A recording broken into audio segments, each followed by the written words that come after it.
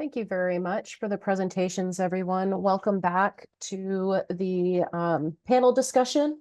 As a reminder to the audience, you can submit your questions through Zoom's Q&A feature throughout the panel discussion. We do already have quite a number of questions that have been asked, and though Julia has provided some written answers, I would also like to provide an opportunity for these to be answered live. So we'll go ahead and get that started. So specifically, are there any specific job categories where it is particularly difficult to hire enough employees? And I think this could go to pretty much anybody on the call.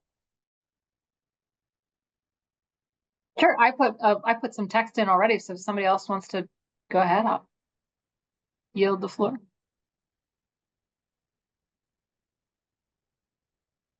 Or I can go too.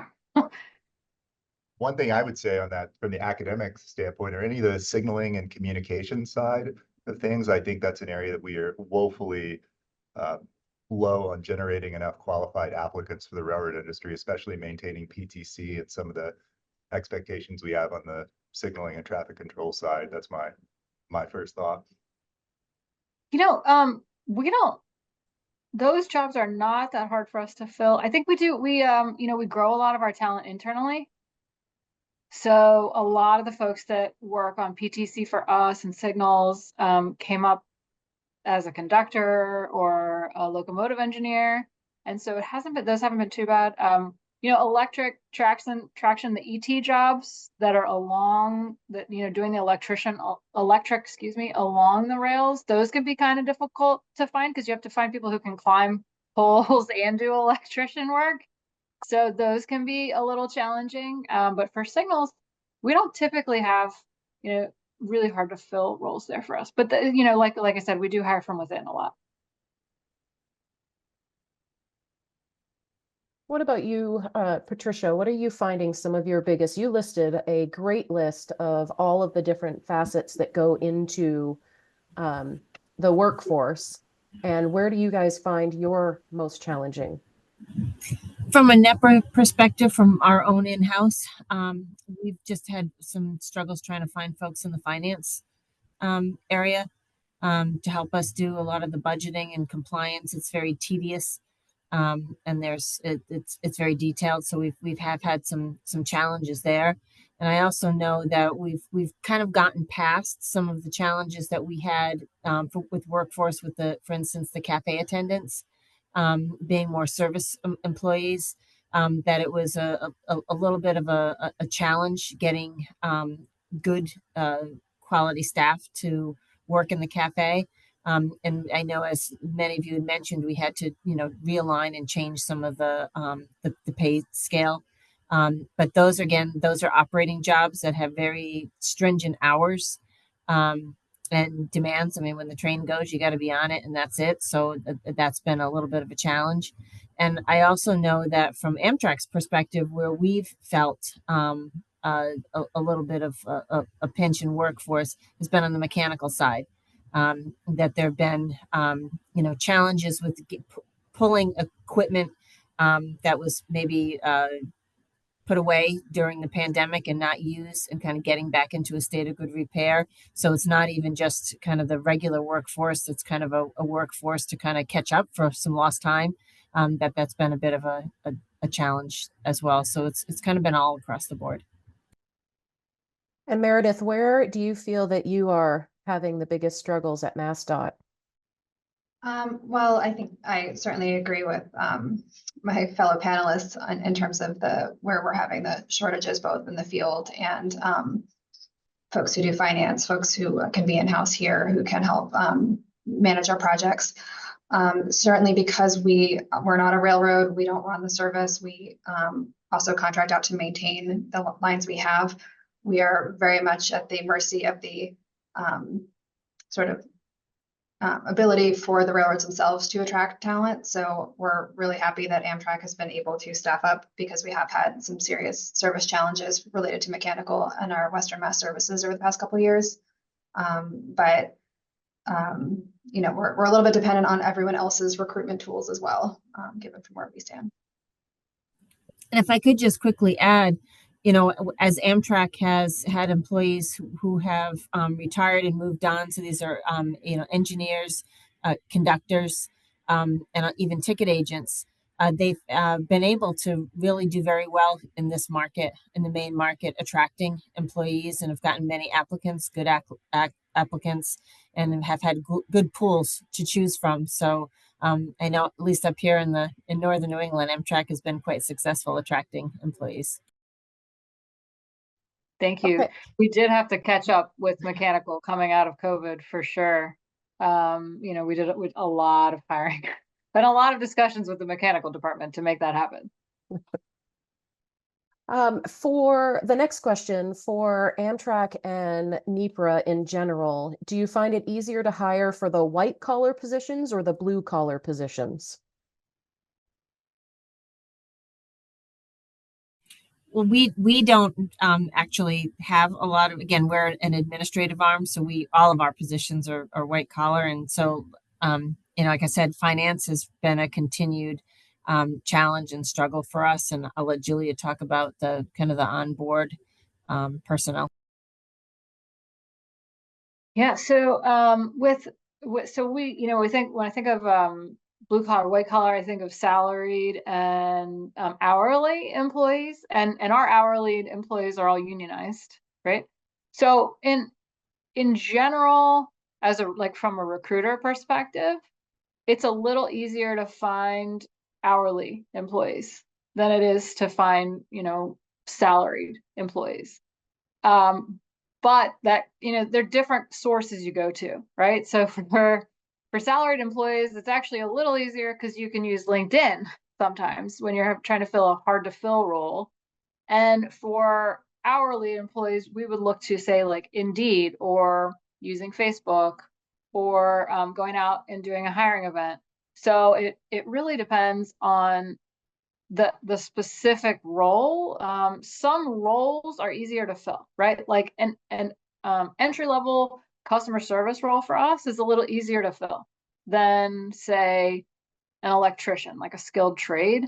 That can be a challenge. And then there are some markets that are more challenging. For instance, Seattle's very difficult to hire because their minimum wage is high. So, you know, you could work at a McDonald's for the same pay as you would be, say, a service attendant on a train away from your family for 3 days to 6 days at a time, right?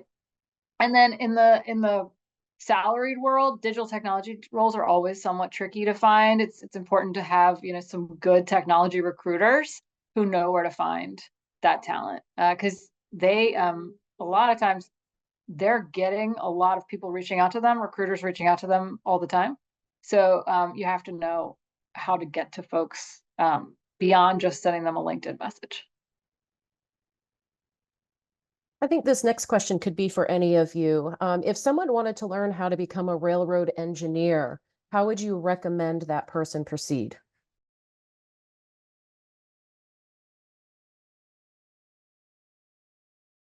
Hi, sorry, I got a ping too.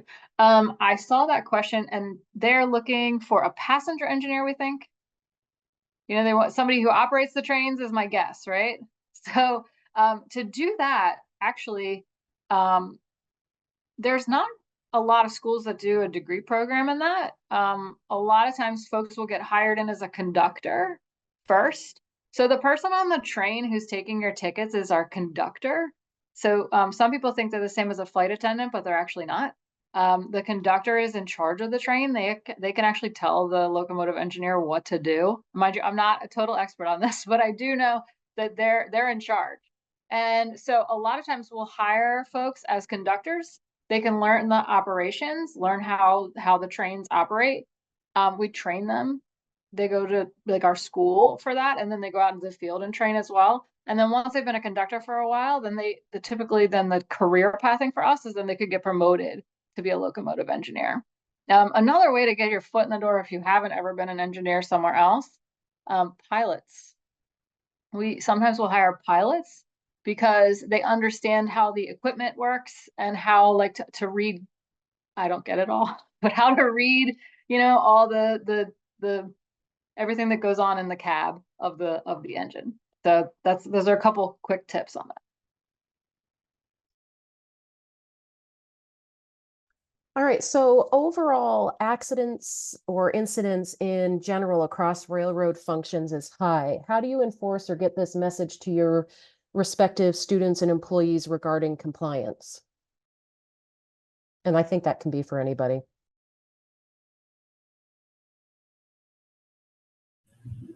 You know, I think frankly we've been pretty lucky that there's been a very strong safety culture with the Downeaster service associated with Amtrak. You know, we are very engaged with the system safety program. We have regular meetings where we address and highlight and ask the questions. Are there safety concerns? Are there any challenges? So I think just by keeping it really top of mind, also a lot of monitoring just to make sure that things are in good working order. But we've been, you know, we've had a very good success rate here with safety, both with employees, you know, on the train, passengers on the train, folks at stations, and also the trains themselves.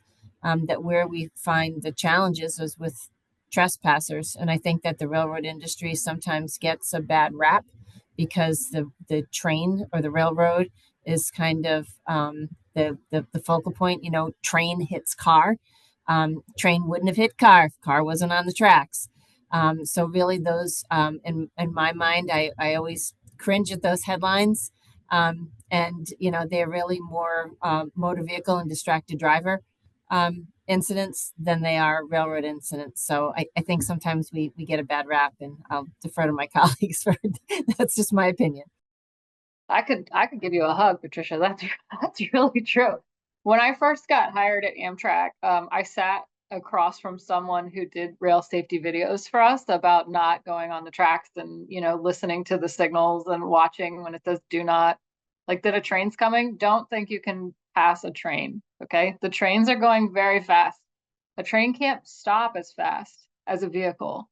So, you know, if you see that arm coming down, do not try to beat it. I do not know why they do this in movies.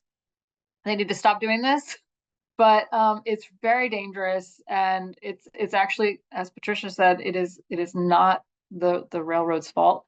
Our police did a report out to us, and I can't remember exactly the statistics, but crime rates, you know, on trains are extremely low, and they are very safe. And you know, as far as incidents, you know, we keep them very, very low because safety is our number one priority. So yes, there are incidents. They get a lot of publication, right? But it's still significantly safer than your car. And also, I'm not going to go there, but definitely cars. So where it is very safe manner of travel. Just along with not trying to beat the crossing gate, please, everyone, public service announcement for you, your friends, anyone you know, stop taking your Instagram photos on the train tracks. That just is the most painful thing to see. Well, not the most painful, but it is so unsafe, and everyone thinks it looks really cool, and just stop. And just a couple of quick notes. I know that I think the panelists here, you all nailed a lot of especially the grade crossing related elements of this, but something to Anthony's question, the FRA maintains an amazing database for accidents. So if you're talking about accidents, things that are derailments primarily, any of them that are FRA reportable, which have a threshold of around $10,000, they're very detailed explanations of them are developed in the FRA database, and we do a lot of data analysis on that set. It's quite a clean data set, and one of the stories that it tells is that there's been a significant decline in many of the different types of derailments, especially the track cause ones that I work on research to try to further prevent. So as the panelists mentioned, we see a lot of media publicity of certain types of events, and we certainly want to drive the derailment rate and incident rate to zero. That's the goal. But there's a lot of amazing stories to be told in that publicly available database that's actually pretty easily perused online through some visualization tools that FRA has. And if I could, just kind of getting back to some of our discussions about the funding opportunities, while it's wonderful to have these funding opportunities and build new things and make things bigger and better, but state of good, these dollars also go for state of good repair, and for good investment in the infrastructure, and that's really important. We were fortunate enough to just get a Fed state partnership grant for tie replacement, which again is a kind of a state of good repair. It's not something interesting. There probably won't be a ribbon cutting for it, but it's essential. And so the continued investment in the infrastructure is also an important part of maintaining safe operations. So we have a bunch of attendees here that are also from universities and other areas of academia. What would you tell them are the skills that you feel are most needed for students that are coming out of college into the workforce that can cross all of the different positions, and would be the minimum education that you want them to have in order to enter rail? Julie, you want to take this first? I certainly have some thoughts from the academic side, but as the consumer of the students. Sure, I'll be happy to. So at Amtrak, it really depends on how you're coming out of school, right? So you'd probably have a bachelor's degree, and that's a great start. I would also recommend finding an internship. If you're looking to move into one of the salaried roles, internship definitely demonstrates your ability, and your experience, and that's critical. We're also kind of lucky we do promote a lot from within, so you don't have to have a degree to work at Amtrak, and some of our vice presidents don't have a bachelor's degree. They came up as conductors or engineers or track workers, or electricians, and made their way up through the organization. So it really depends on where you're trying to go. But in general, piece of advice for folks in school is get an internship, get out there, get some experience, and learn the type of role that you want to do. And then from there, that will help you get your foot in the door with places. Because typically at a place like Amtrak, we get enough applicants. We're big enough name, that we get enough applicants, we can select folks who already have some experience coming in. You could also start at a smaller organization too. It's probably going to be the same at like a big organization. We're not a Google, so we don't have that level of clout or anything. But if you want to get to a Google, sometimes you can start out at a smaller organization and work your way up as well.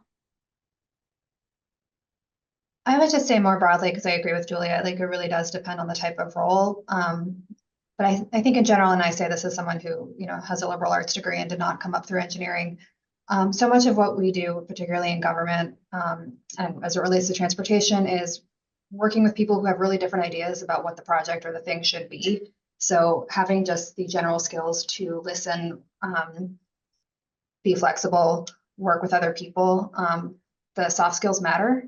And the technical skills, can be learned through a degree or on the job. But I do find that it is really helpful for whatever the role is to have that kind of political or interpersonal skills or at least willingness to learn that so much of what ends up happening or needs to happen in what order is very dependent on, especially government public opinion and different stakeholders, and just being aware of that as a really key facet of no matter what you do, that's going to be part of your job.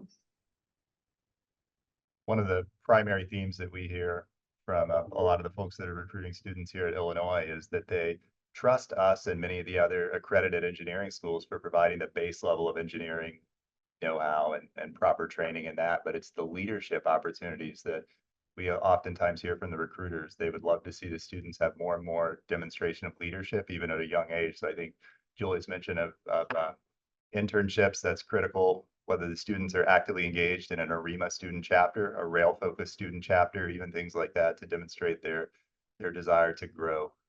That's something that we hear quite frequently. But I certainly would suggest that folks consider going to one of the universities that is teaching rail content. While none of the railroads will require that as a prerequisite for going to them for employment, it certainly helps understand the domain that you may be working in and hopefully get you more excited about working in the rail engineering field. Patricia, do you have anything to add to this? I don't think so, other than, as I explained in my presentation, there's a little bit of something for everyone. So I think that people can come at it from, it depends on where you want to end up. A lot of the jobs that we deal with are not necessarily require an education. Some of them require training. So it really depends on the field. But I will say, as we've talked about, earlier, these are public jobs. They're jobs that have to do with people. Liking people is really important. These are, federal funds with lots of, obligations attached to that. So I think, an affinity for serving the public and working with public funds is an important mindset to have to be in this industry, because as I also said in my comments, we don't just come to work, we make a difference every day. And kind of going off from this as well, combining two of the questions that have come up that are pretty similar, is how can we promote the rail industry through the academia work, but also through the wide range of professions and trades that are out there that you need in order to make up your workforce?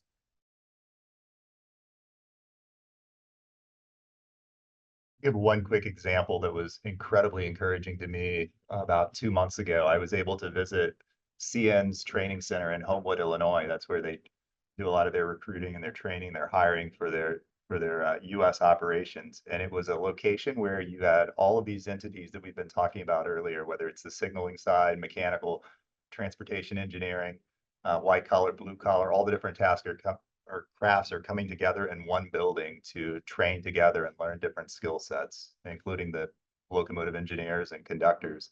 And we as academics are encouraged to visit there and bring our students and interact as well. So when I think about what is a central location where physically our students can experience some of the early training that you may go through if you're working for a railroad and see the different crafts and opportunities, that's one thing that comes to mind for me.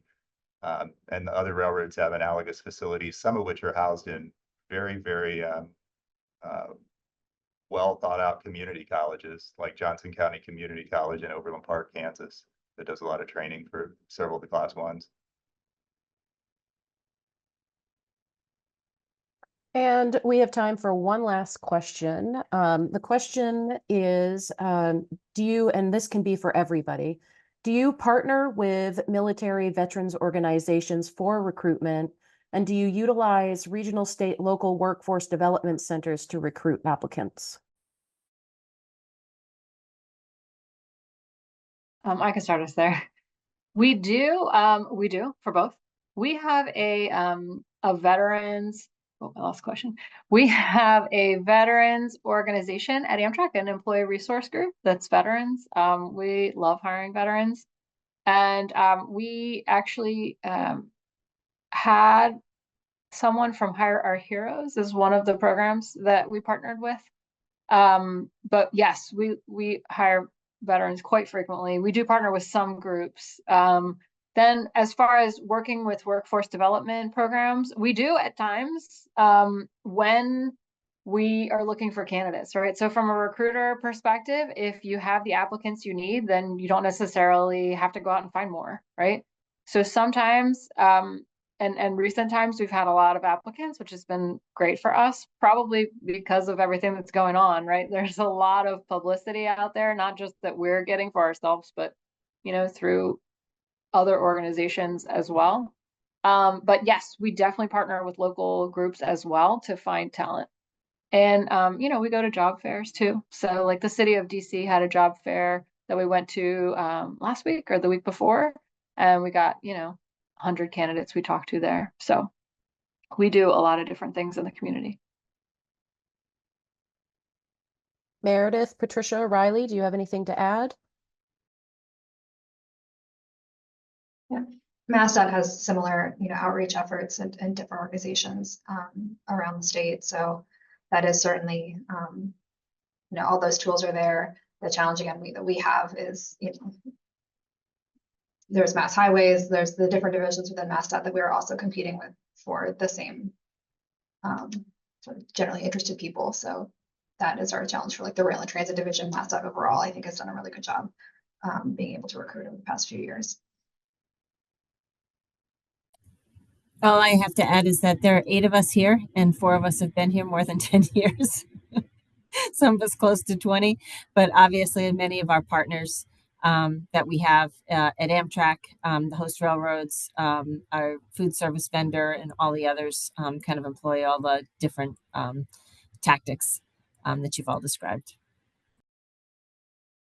One last thought that I've observed from my role, it's always been encouraging to me to see how the freight dominant Class 1 railroads interact with military personnel. Is there oftentimes on an annual basis when they hold their management trainee classes, there's dual classes for recent college grads and experienced military veterans that are coming with that tremendous leadership experience that they can bring over to the rail industry. I know Julia hit on a couple of these things during her comments, but that's always stood out to me that several of the Class 1 railroads have run those specific management trainee programs.